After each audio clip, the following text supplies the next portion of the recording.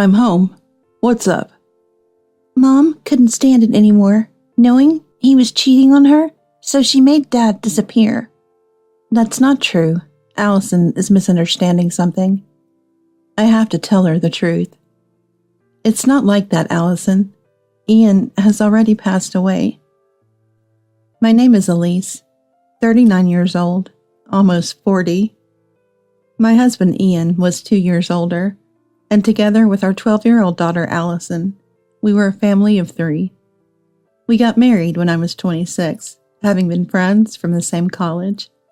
Ian was just a funny and kind senior when we first met.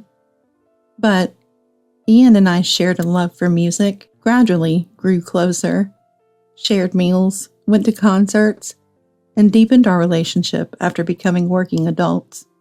We married a year after we started dating. We both thought marriage was still far off, but then Allison happened. My pregnancy led to a shotgun wedding. I loved my job and intended to continue working after giving birth, but became a housewife at Ian's strong wish. Allison's birth was difficult, and it took a toll on my body, so returning to work might have been tough anyway. When I was bedridden with ill health after giving birth, Ian would kindly speak to me. I'll earn enough. You just need to keep the home. I found his words very reassuring. However, my health didn't fully recover after Allison's birth, and the doctor said a second pregnancy would be difficult. Fortunately, Allison was healthy and developed well, quick to learn words and read. But life with a child meant being busy with housework and childcare every day, and working seemed impossible. My parents' home was over half a day's journey away, and Ian's in-laws were more than 2 hours away. Ian and I both, from the countryside, had moved to the city for college. Mom had helped out during Allison's birth, but couldn't often visit afterward, and Ian's job with frequent business trips meant he was seldom home. He often said he wanted me to keep the home. I was raising Allison alone, without relying on anyone. Perhaps a hometown delivery would have been better, but considering the difficult birth, it would have been hard. And maybe I was bound by Ian's words about keeping the home, struggling every day to manage housework and childcare. Mom always said come back home any time, but I always refused. Ian worked at a travel agency, heading a department dealing with corporate sales. Maybe because of his job, Ian often had business trips, mostly on weekends. He also worked late often, so he was rarely home. This life continued, and sometime after Allison entered elementary school, I finally started to have some free time. When Allison was in 4th grade, Ian suddenly suggested she take the middle school entrance exams. Until then, we had agreed on public middle and high schools, but now he proposed private school. Allison would be better off in a private middle and high school, especially for girls. Probably influenced by last night's news report on middle school exams. A magazine featuring entrance exams peeked out of Ian's bag. I was fine with whatever Allison wanted. She had several close friends in elementary school, in the same school district, so they'd go to the same public middle school. Indeed, going to a private school meant skipping the high school entrance exams, and some schools significantly raised their standards for high school admissions. Maybe there are big advantages to Allison taking the middle school exams. As I pondered, Ian leaned forward, continuing his argument. You might not know, but there are factions in the company based on which university you attended. Your career advancement depends on it. Ian got more passionate, speaking forcefully. You can't go to a good university from a public middle school. It has to be a private school. It might be true, but it meant putting Allison through 3 years of intensive study, not to mention the tuition fees for cram schools. I couldn't fully agree. Ian, satisfied with himself, drank his alcohol, already imagining Allison passing the middle school exams. I ambiguously changed the subject and escaped to the kitchen to do the dishes. Anyway, it's up to Allison. I'll talk to her. Allison is quite pragmatic. Fine, but I want to choose the middle school myself, and and pick the tutoring school too. Since entering elementary school, Allison has always been quick to learn and grasp concepts, often ahead of the other kids in her studies.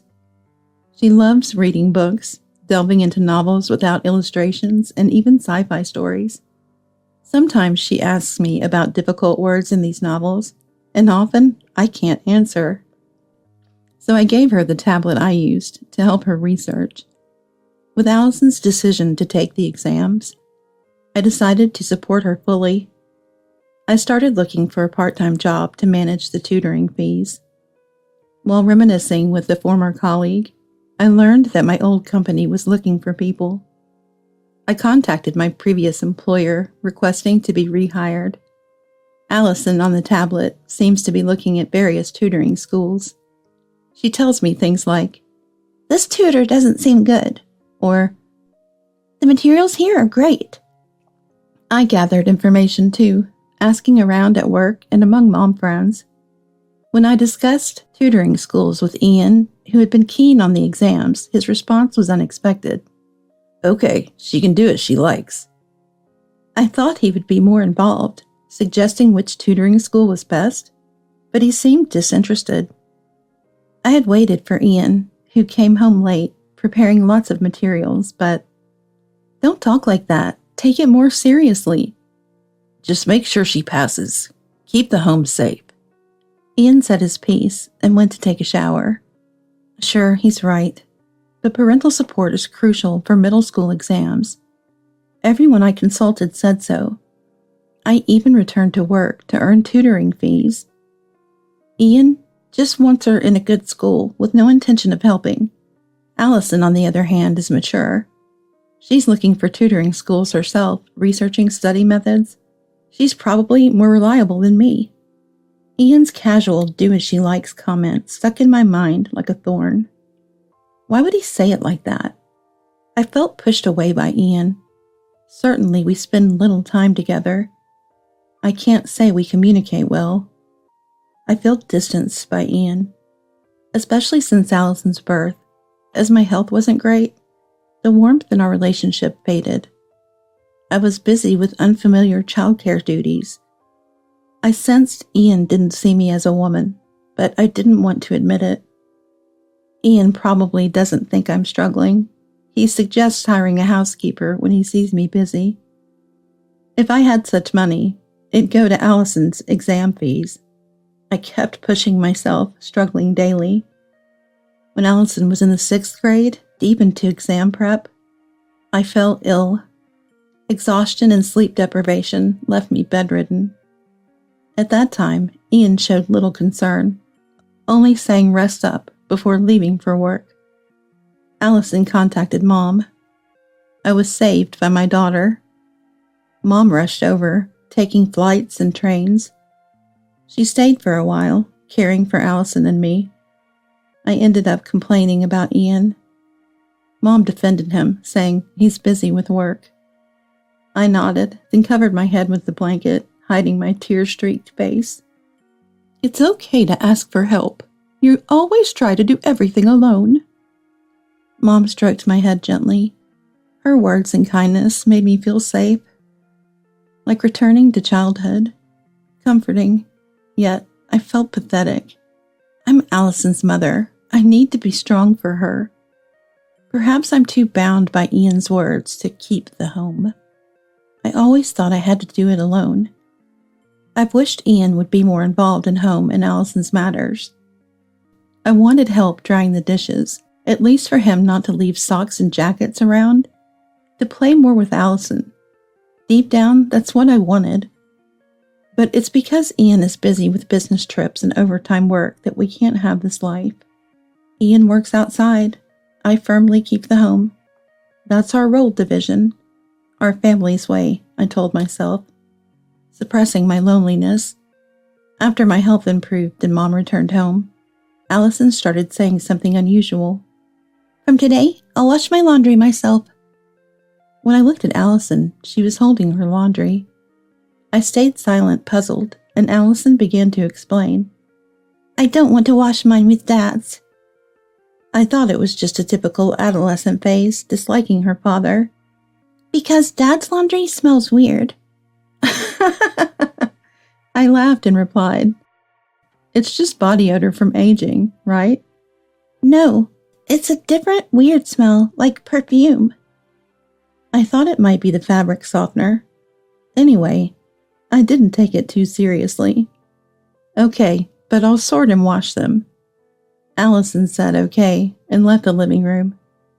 But the story didn't end there. A few days later, when Allison returned from tutoring, she said she had something to tell me.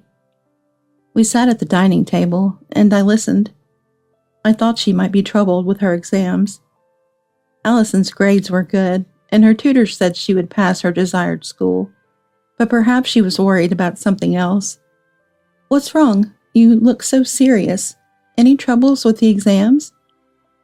Allison stared into my eyes, her expression serious. No, it's not the studies. It's about Dad. I was taken aback. A horrible premonition hit me. Do you know how far it goes? I swallowed nervously, feeling a cold sweat down my back. "What do you mean?" Allison sighed deeply. I see. You really didn't know. I forced a half smile, trying to hide my unease. "Tell me what you mean. Stop if it's a weird joke." But Allison remained serious. Mom, please calm down and listen. Dad's having an affair. An affair? I hadn't suspected, but Ian's frequent business trips and overtime had seemed excessive.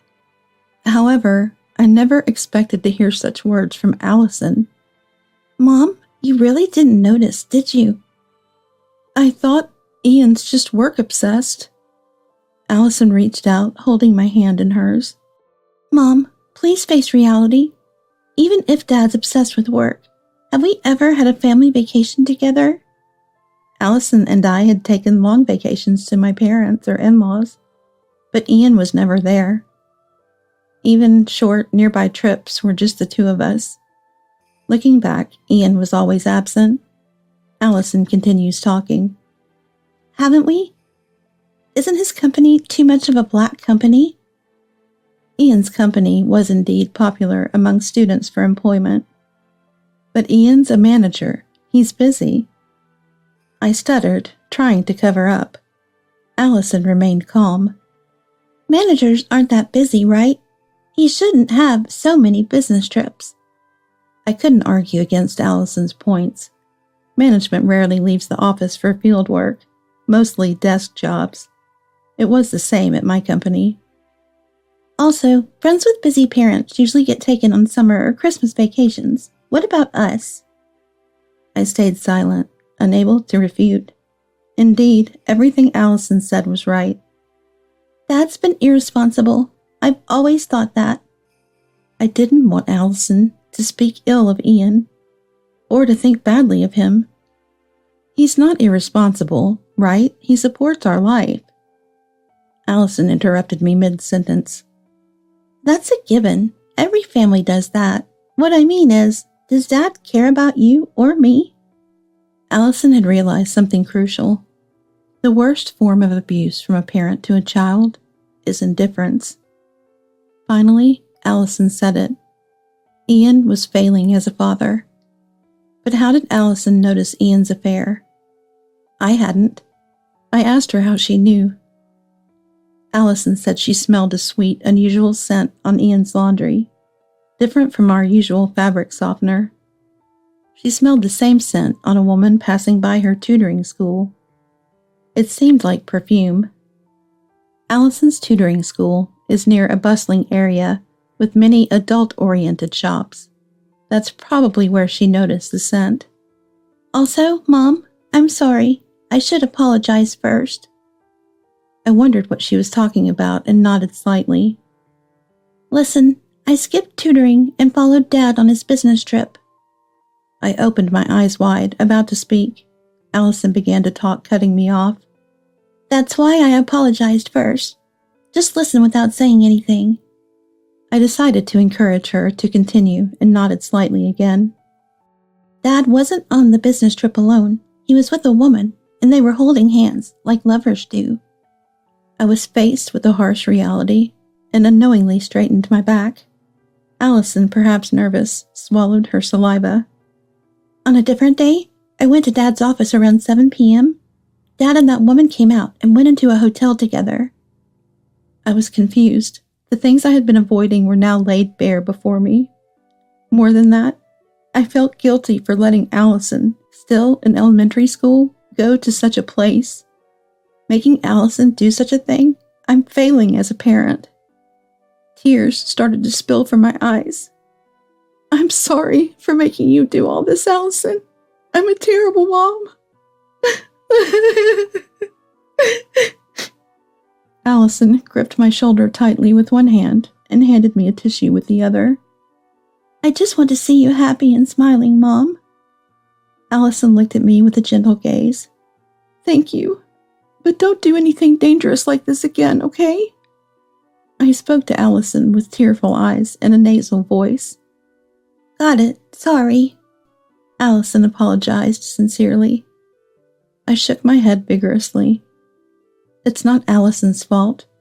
The one to blame is Ian, of course. But now, it's a matter for adults. I don't want to involve Allison. But remember this, I'm always on your side, Mom. I stood up and hugged Allison tightly. After that, Allison stopped talking about Ian.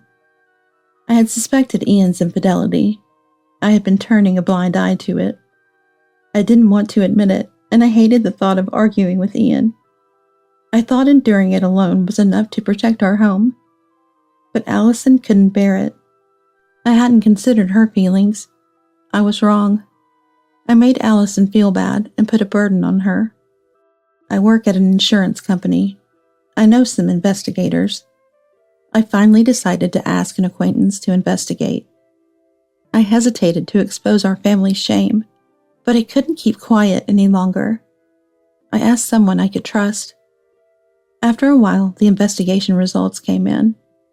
I knew it, but being confronted with reality like this was more mentally painful than I imagined. The envelope contained detailed records and photographic evidence of Ian's infidelity. Every time he said he was on a business trip, he was actually going on dates with that woman, even going on overseas trips. As I read the report, I felt something break inside me. What had I been protecting all this time, and for whom? I had vaguely thought that one day Ian would turn to me, and we would grow old together as a loving grandpa and grandma. Thinking about it now, it was such a naive wish. Reading the report made me feel sick. I took the day off work and lay on the sofa. I couldn't muster the strength to do anything. It was afternoon before I knew it, and Allison returned from school. Allison wanted to read the report, but of course I couldn't let her. Reluctantly, she gave up, ate dinner, and then went to tutoring. Alone at home, I wondered what to do, how to face Ian. All these thoughts swirled in my head when Ian returned. Unusually early. He always comes back early when I least want him to. I quickly hid the documents behind the dish cabinet. I'm home. I heard Ian's voice and turned towards the door leading to the entrance. There was something like a black shadow. More like smoke than a shadow, perhaps. About the same size as Ian. What on earth is this? Ian's voice seemed to emanate from the entity. What's wrong? You look like you've seen a ghost. Yes, in a way, this is a ghost, isn't it?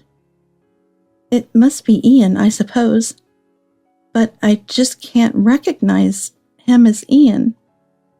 Can this even be called a human? But if not, what is it? My mind was racing with various thoughts. It's nothing really, just a shadow or smoke, something that resembles Ian. That's what I concluded. I'm back. Huh, what's wrong? Saying that, the Ian-like figure placed a deli item he was holding on the table and started eating. I found myself unable to fully comprehend Ian's words and often ignored him. Lately, Ian hasn't been eating the dinners I make. He usually comes home late, One day he returns early. He brings deli items like this. Since that day, whenever I looked at Ian, he appeared to me only as a blurred shadow. Ian had become something like Ian. My memories of what followed are vague and hazy. Allison told me that I had stopped doing Ian's laundry and only prepared meals for 2. Allison said, "It's okay to make just for 2. Dad doesn't eat at home anyway." She later told me this with a laugh. There was a day when Ian unexpectedly said he would eat dinner at home. Allison had no tutoring that day, so the 3 of us were supposed to have dinner together. I had only prepared for 2, and Ian seemed suspicious. "Hey, where's my dinner? Allison, tell Elise." "No way. Why do I have to tell Mom for you?" Allison retorted without even looking at Ian. "You know, Dad isn't needed in this house anymore." Then Allison took out her mobile phone and started talking to someone. "Hello, Grandma? It's Allison. He's here." I was puzzled why Allison was talking to Mom. Allison and Ian were arguing. Words like, "don't be ridiculous," and "what are you saying now?" were floating around. It was as if a membrane had formed over my ears, and I could hear only muffled voices. After a while, Mom and Dad entered the living room. Allison was talking to Mom on the phone, but could she really come to our house this quickly? "Mom, what's going on?" I asked, Mom confused. Tears were in Mom's eyes. "Elise, you've become so frail." With that, Mom hugged me. Dad stood by Allison, gently patting her shoulder. There, you did well." Allison looked up at Dad with a relieved expression. "Grandpa?" "It's our turn now. Allison, go to your room." Allison puffed out her cheeks. "No way. I have something I want to say to Dad, who drove Mom to this point." Allison's words, "who drove Mom to this point," stuck with me. Allison turned to me, looking at me with a sad expression. "Mom, do you realize what's happening to you? I told Grandma that you're broken." I tilted my head slightly. What does she mean by "I'm broken"? Allison spoke to Ian. "Dad, Mom doesn't think of you as her husband anymore." Ian seemed surprised by the sudden visitors, but Allison's words brought him back to reality. "Hey, Allison, what are you saying? Right, Elise?" Ian turned to me, seeking help. Then Dad gently asked me, "How many people did you prepare dinner for today?" I was puzzled by Dad's question. Why would he ask that? What are you talking about? We're not just 2. I only made dinner for 2. Besides, there's just this weird shadow-like thing. Dad and Mom looked at me with sad eyes. What's going on? Am I forgetting something important? "Today we're here to talk to this person only." Dad pointed to the floating Ian-like thing. Dad handed me an envelope he was holding. Confused, I took it. What's this envelope about? Dad's eyes lowered, perhaps with sadness. "Allison sent this to our house." Mom's face clouded with tears. "You've even forgotten about the investigator, haven't you?" Mom sounded mournful. I couldn't figure out why Mom was so upset. "Mom, why do you look so sad?" Mom, with tears in her voice, told me something shocking. "That there is your husband, Ian." Ian let out a surprised, What do you mean, Elise?" Ian's voice was muffled and hard to hear. I was so surprised I couldn't react at all. "That's what I've been saying. It's your fault Mom broke. She can't even recognize who you are anymore." "Oh, come on. Stop joking around. You know who I am, right, Elise?" Ian, still sounding muffled, as if his voice was coming from afar, grabbed my collar. It felt unreal, like I was in a dream. No matter what this shadowy Ian-like figure did to me, I feel like I'm in a dream. "That's why it's no use. Look into Mom's eyes." Let go of Elise, Ian. Dad pulled me away from the shadow. Then my parents started bombarding the shadow with words. Mom, you might not understand now, but... Allison, holding my shoulders, looked straight into my eyes. I noticed something was off with you, Mom, so I contacted Grandpa. I even sent him the envelope hidden behind the cupboard. My condition, was it really that strange? Indeed, recently, I've been feeling detached from reality, almost like I'm floating slightly off the ground. For some reason, it felt like my feet were slightly lifted off the ground. Mom couldn't stand that he was cheating, so she made Dad invisible to her.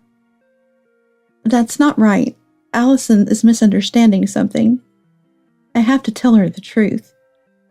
No, Allison, Ian is already dead. The Ian-like figure seemed to say, What? Allison looked at me sadly, then turned to Ian. Dad, that's what's happening. Ian slowly sank into the ground. Let's leave for today. Mom gently embraced my shoulders and led me to the entrance.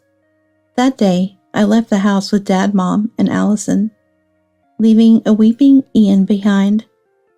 A few days later, we visited Ian's parents' home. Allison was staying at a hotel, apparently. Ian's parents apologized profusely to me. Elise, it's been a while. We wanted to visit you, but Tamara was hospitalized due to stress. I see. Tamara was very fond of Ian. She was too attached to Ian, right, Ian? At John's call, Ian emerged from the back. There was another Ian-like figure here, which surprised me at the time. Ian, with his muffled voice, began to speak. Dad, what's all this fuss about? Ian looked back and forth between my parents and me. Father-in-law John looked sternly at Ian. John, usually a man of few words and a stern demeanor, valued etiquette highly. What do you mean? What's this all about? John scolded Ian sharply. Ian stood up straight, startled. We've received a report from the investigator.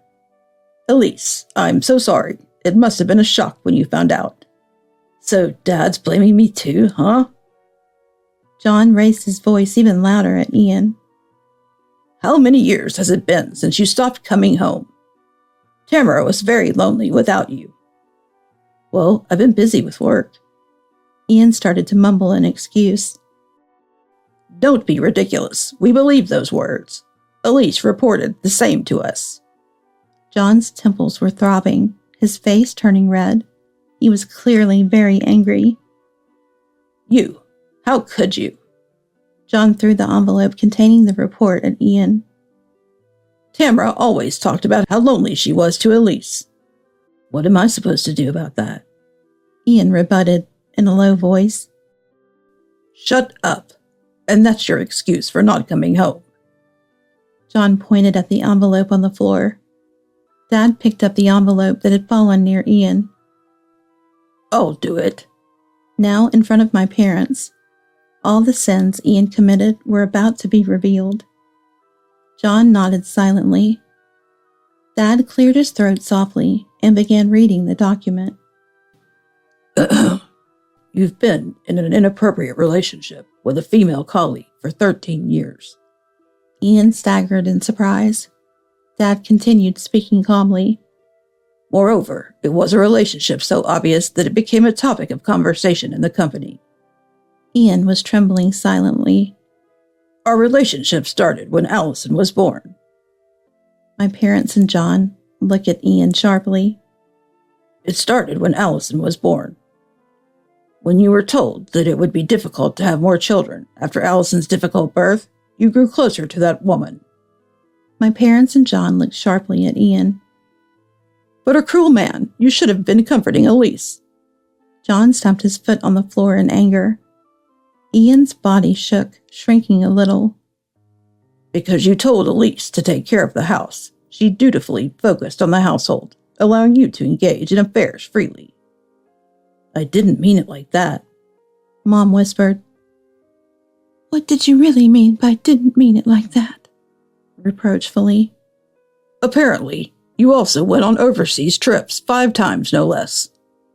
Was everything he said about business trips actually secret meetings with that woman? Using your job at the travel agency as a cover. You're rotten to the core. And furthermore, the woman believed she could marry you? Ian, how old is she now? Dad's anger was escalating, his tone getting sharper. She's 36. Ian's voice was hoarse, almost a whisper. The woman's at fault too for continuing the relationship, but she believed for 13 years that she could marry you. Mom's words, the worst, echoed in the room. She regrets the relationship and is deeply remorseful. She's even willing to pay alimony in the divorce proceedings. And yet, what about you? You wasted the best 13 years of her life. Both sets of parents continued to blame Ian. Ian looked pitiable, almost on the verge of tears. Then, a man in a suit entered the room. He seemed to have been waiting in another room. The man handed John some documents. John placed them in front of Ian. Sign this. Ian looked at the document, surprised. Divorce papers and a settlement agreement. The alimony amount for the divorce trial is written there. Ian looked up at John with tearful eyes. Please, Dad, help me. John stomped his foot hard on the floor. No. Do you realize Tamara collapsed because of this? Who do you think is to blame? Ian shrank back. Tamara said she wanted to hit you herself for what you've done. She cries every day in her hospital bed, regretting your upbringing. Ian, perhaps thinking of his mother, hung his head and clenched his fists. Carrying on an affair for 13 years. How can you even say such a thing? Ian raised his head, perhaps seeking forgiveness. But you're my parents. Please help me. John looked away from Ian in disgust. There's no way we would help you. How can you still be so naive at your age? We're cutting ties with you. No, don't say that. Ian, with tears in his eyes, clung to John. The inheritance we were going to leave you. It's going to Allison now. Please don't say that. Help me. To Ian, help seemed to mean money. Desperate, he began to apologize profusely. Please, I'm begging you, help me somehow. We won't reduce a single cent of the alimony you and that woman owe. John signaled to the man in the suit. The man stepped forward. The lawyer. The lawyer began speaking in a very calm voice. Let's discuss the divorce. Elise, you intended to divorce, correct? It's not about divorce. We are a family of 2. Indeed, but for your future, we need you to sign here. The lawyer presented the document to me, pointing at the signature line. Yes, I suppose it's necessary, even though my husband is dead. I didn't think it was okay to leave things as they were. A closure was necessary. Dead? At this moment, I truly believed that Ian and I were separated by death. Ian's infidelity had eroded my heart, and his frequent absence had led me to fantasize in my mind that Ian was dead. That's probably why, even when looking at Ian, he appeared to me as a shadow, a smoke, something like Ian. This realization came to me during counseling, that at this time I perceived Ian as dead, and that something like Ian was around me. All I wanted was to protect the life with Allison. The lawyer continued speaking. There's no problem with signing the divorce papers and the settlement agreement, right? I nodded deeply, and Ian reluctantly did the same. Furthermore, regarding the other woman, she has apologized for causing great distress to Elise. She also says she will sue Ian for marriage fraud. Ian looked stunned, losing all expression. What? She claims that all the complaints Ian made about Elise were lies, just to deceive her. 13 years of being misled by marriage promises. Therefore, she's suing for marriage fraud. What about the evidence? Ian, though teary-eyed, started to look defiant. The lawyer pulled out an IC recorder from his pocket. The woman recorded all the conversations with you. It even includes your marriage promises. There's more evidence besides this. Ian finally broke down in tears. The woman said she's awakened from this ordeal. She's determined to break up with him for good. Ian continued to cry. Finally, there's something she asked me to say to Ian. The lawyer faced Ian squarely. Don't mess with me, you bastard! The lawyer shouted at Ian with such a loud voice that it shook the room. Then he turned back to us.